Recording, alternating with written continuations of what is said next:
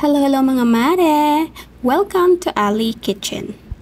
So sa ngayon, tuturo ko sa inyo kung paano gumawa ng ube hopya gamit lamang ay kawali. Pwedeng-pwede to sa mga walang oven sa bahay.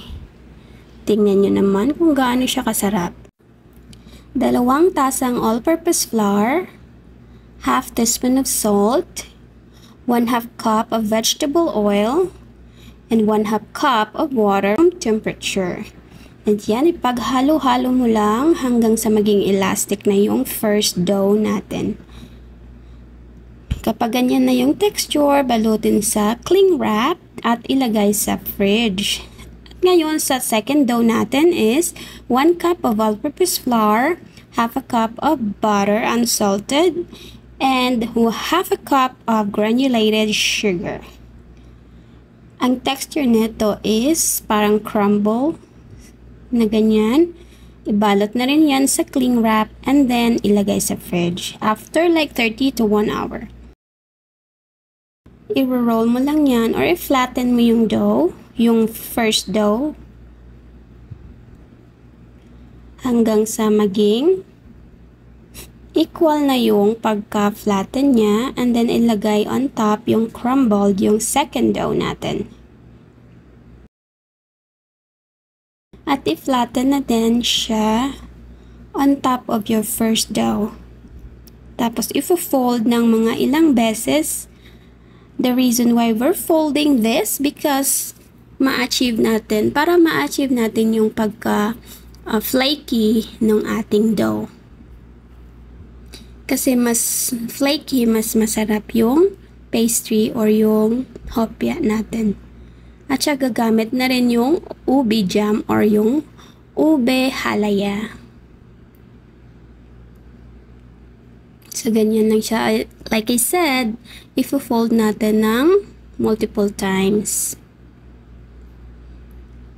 before i-roll into a log, and then hatiin sa desired na size ng hopya na gagawin mo.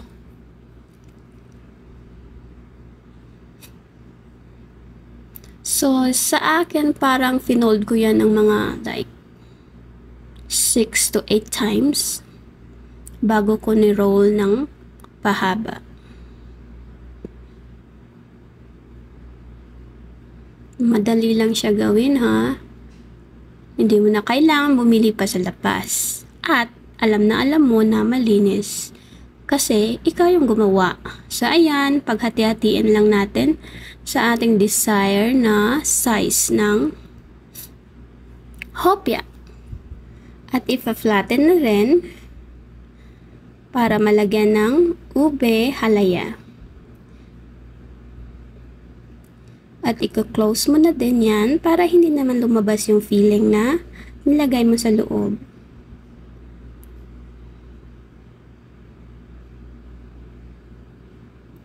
Ganyan na ganyan lang kadali gumawa ng hopya.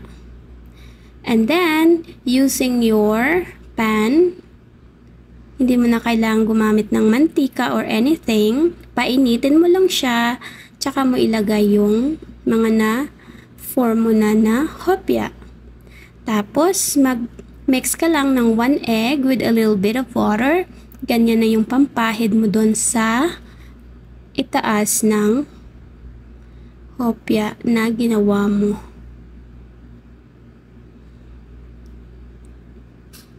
Balik ta rin. Ayan. At saka, lutuin din yung gilid ng hopya.